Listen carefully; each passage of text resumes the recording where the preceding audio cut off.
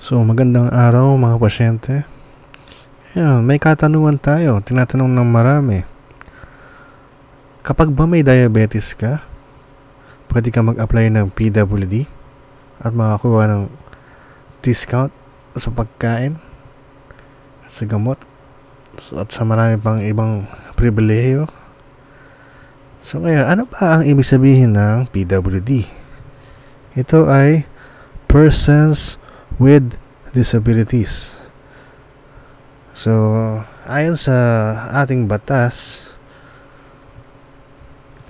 ito ay persons with disability refer to those suffering from restrictions of different abilities as a result of mental, physical, and sensory impairment, which prevents them from performing an activity in a manner within the range considered normal for a human being. So, kapag sa madaling salita, may limitasyon ang isang tao. Kapag may limitasyon ang isang tao, sabi natin may sakit, nagkakaroon siya ng limitation sa pag-perform ng mga ordinaryong bagay tulad ng paglakad ng tama, ang pagdinig. Kung ikukumpara natin sa ordinaryong individual, no? So, tingnan natin, ano ba ang mga disabilities na covered under the PWD laws? So, unang-una ito, ang deaf, ang hirap pagdinig. So, yan, ang sabi nga dito, mild to severe hearing loss or partial hearing loss ay pwede. Intellectual disability, ang pagkahirap sa pagkaintindi ng mga may hirap na impormasyon at ang and to apply new skills. Tas ang learning disability refers to persons who, although normal in sensory, emotional, intellectual abilities, exhibit disorders in perception, listening, thinking, reading, writing, spelling, and arithmetic. So ito yung mga may mga Down syndrome, yung mga delayed, may mga pinanganak na may delay sa mental capabilities. Tapos number 4, mental disability. Ito yung mga nakita natin sa mga psychiatric illness, no? Na kinakailangan ay ma-certify na talagang psychiatric. Nandito ang mga depression, anxiety, mga nagpa-panic disorder, schizophrenia, may mga bumubulong sa'yo, marami pang iba, no? At ito physical disability. Ito ang pinakamadalas na nakikita ko na merong mga PWD. So, meron tinatawag na musculoskeletal or orthopedic disorders. Ito yung mga naputulan ng daliri, naputulan ng paa, kamay, mga ganon, no? Neurologic disorders. So, kasama dito ang mga na-stroke, may mga Parkinson. Ayan, yung mga yan, no? Sa cardiopulmonary disease, disorders. So, lalo na yung mga naoperahan na sa puso.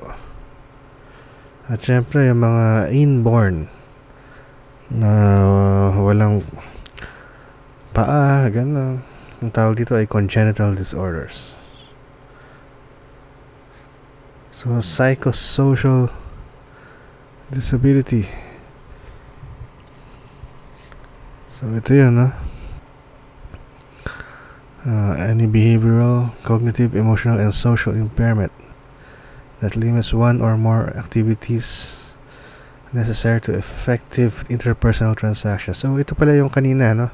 Ito yung nasabi ko kanina, yung psychiatric illness, depression, anxiety, bipolar, schizophrenia. Yung kanina, mental disability, ayun yung may mga mental illness. Halos pareho lang siya, no? So, speech and language impairment, no? Ito yung mga mute, yung mga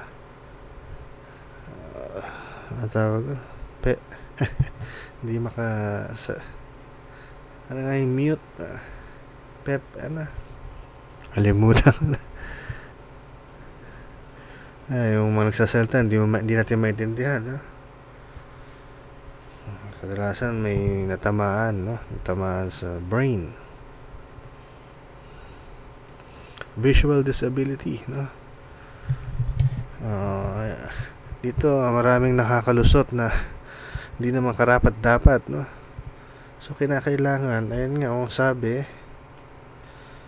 may impairment ng visual functioning, no? Kahit na after treatment o after surgery. So 618.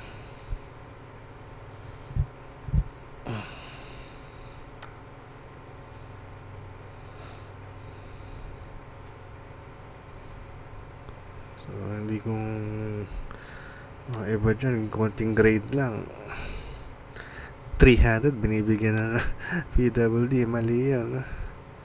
So ito sa cancer, no? Ito magandang paglilinaw, no? Sa mga cancer patients, persons living with cancer, pwede, no? Kung na-diagnose kayo na may cancer, pwede. Cancer survivors, so ito yung pwede pala. Wala yan, nagka-breast cancer ka, tapos 5 years, wala ka na, wala nang breast cancer, no? Gumaling ka na kahit stage 1, ay considered pa rin ng PWD. Ayan, no? According sa Republic Act 11215. So huwag kayong papayag, no? Pag sinabing magaling na kayo sa cancer nyo, qualified pa rin kayo magka-PWD, no? So ito, number 10. Ito daw yung dalawang bago, number 9 and number 10. Ito ang dalawang dinagdag. Rare disease. So yung mga rare disease, marami yan, no? Metabolic syndrome at kung ano-ano pa. Yan ang mahirap sa atin, kung sino yung mga kailangan minsan ng PWD, hindi sila nabibigyan, no? Kahit napasok sila. Ngayon, ang tanong na karamihan, ang diabetes ba ay pwedeng i-consider na PWD? Ngayon, pwede lang kayong makonsider ng PWD kapag putol na ang paa nyo dahil may gangrene na, kaya nabubulok na, kailangan ng putulin. Pag naputol na, pwede na maging PWD. Pag ikaw ay nabulag na, hindi ka na makakita sa ayun, pwede nang consider na PWD yon. Sabihin natin ikaw ay nagda-dialysis, yun, pwede nang i-apply ng PWD. So madaling salita, ang diabetes hindi siya considered na PWD. Ang mga komplikasyon nito, ito ang considered na PWD.